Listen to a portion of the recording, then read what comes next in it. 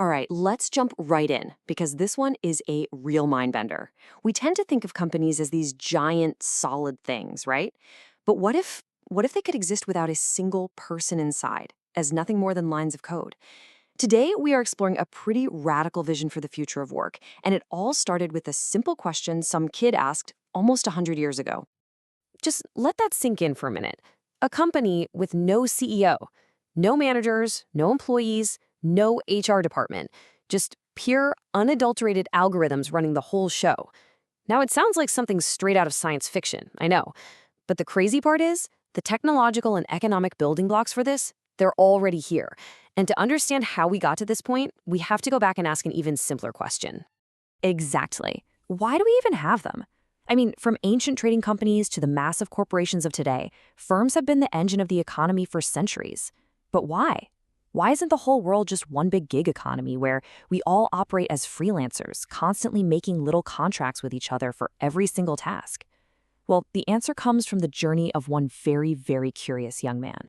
This is Ronald Coase. And way before he had a Nobel Prize to his name, back in 1931, he was just a 20-year-old student traveling across the US.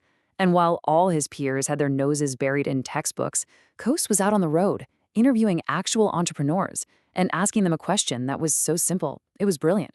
Why'd you build a company? Why not just use the market for everything you need? So get this timeline. Coase has his big idea back in the 30s, and he publishes his theory in 1937. But it took another 60 years, 60, for the world to really catch up and give him the Nobel Prize for it. That's how far ahead of the curve he was. So what was this revolutionary idea? It all boils down to two words: transaction costs. Coase figured out that using the open market has all these hidden costs. The time, the energy, the money you spend just trying to find the right person, haggle over a contract, and then make sure they actually do the work right. It's a huge pain. Coase's big insight was that companies exist simply because it's often way cheaper and more efficient to just hire people and do stuff in-house. It cuts out all that friction. For the better part of a century, Coase's theory was basically gospel. It was the undisputed law of business. But now, a new force has entered the ring, one that's about to turn his entire theory completely on his head. And that force, you guessed it, is technology. And this right here, this is the multi-trillion-dollar question.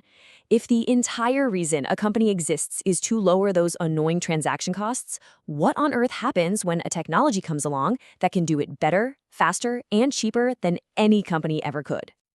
And that's where blockchain comes in. Now, if you strip away all the hype, what it really is at its core is profound. It's a giant, shared ledger that nobody can cheat. It lets people exchange value directly with each other, and it validates everything without needing a middleman. No banks, no lawyers. It just cuts out the very transaction cost that Coase was talking about. And that enables the next big leap. So, if blockchain is the foundation, smart contracts are the cool stuff you build on top of it. Just think of them as automated if-then agreements. If a shipment is confirmed as delivered, then payment is automatically released. If a project milestone is hit, then the next round of funding is unlocked. There are no managers, no accountants, just code, executing the deal perfectly every single time. And just to give you a sense of how wild this can get, one couple actually used a smart contract for their prenuptial agreement. It included a clause that automatically managed their TV time. Literally, it balanced how much Walking Dead they had to watch versus Seinfeld. I know, it's a funny example, but it proves the point. Any rule, any piece of business logic can be baked directly into code. So let's put the pieces together. You take Ronald Coase's theory about why companies exist in the first place, and you smash it together with technology that just obliterates the very costs he was talking about. And what do you get? You get something entirely new. You get the dawn of the DAO. When you think about it, the logic is kind of inevitable. If the whole point of a firm is to lower costs, and a new technology comes along that can lower those costs to practically zero, well, the traditional firm just isn't the most efficient model anymore. A new kind of organization has to emerge. And here it is, the decentralized autonomous organization, the DAO. This is it. This is the company with no people we talked about at the very beginning. It's an entity that exists only as code on the blockchain, governed by smart contracts that react to real-world data, making decisions and taking actions all on its own. The shift here is just fundamental.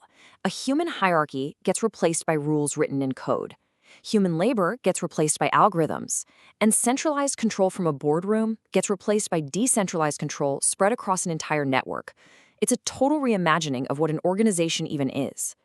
Okay, I know what you might be thinking. This all sounds pretty far off, maybe a little bit radical, but the thing is, the forces driving this huge change, they're already transforming workplaces right now. So let's bring this down to earth and talk about what this means for you. So here's the key takeaway. You don't have to wait for a full-blown DAO to show up to feel this impact. Maybe your entire company won't be automated tomorrow, but could your department? Could your specific role? These underlying ideas, automating rules, decentralizing decisions, they can be applied piece by piece, and they can transform any organization from the inside out. And that brings us to this really powerful piece of advice. When you're facing this kind of massive technological shift, you really have two choices. You can wait around to be disrupted, or you can become the disruptor. It's all about being proactive, about understanding where things are going and figuring out how you can use these tools instead of being replaced by them. So, we're going to end with this question for you. This algorithmic organization is no longer a matter of if, it's a matter of when and how fast. The tools are here, the concepts are here. The only question left is, what role are you going to play in building it?